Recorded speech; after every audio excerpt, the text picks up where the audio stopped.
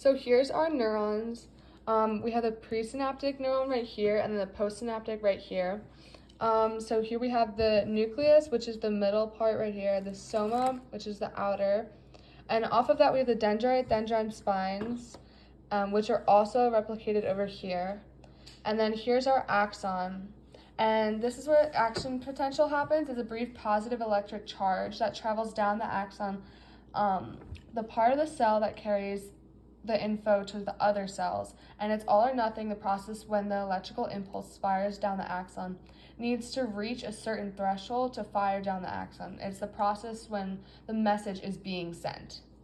And then over here we have the myelin sheath, and that insulates the axon. And then you have the nodes aurantia, which are found over here. Over here is the axon terminals, the synapse, terminal buttons, and neurotransmitters. And that's where a lot of the other processes happen. So depolarization is when an impulse raises a neuron's voltage and opens ion channels. And this causes potassium ions to flow out and sodium ions to flow in. There's also resting potential. The resting state of a neuron when it's not transmitting information, the neuron is negatively charged in this state and ion channels are closed. Back to the neurotransmitters, which are like these white chocolates. That's where reuptake happens. And once the message is received, neurotransmitters are released from receptor sites and reabsorbed into the terminal buttons on the sending neuron.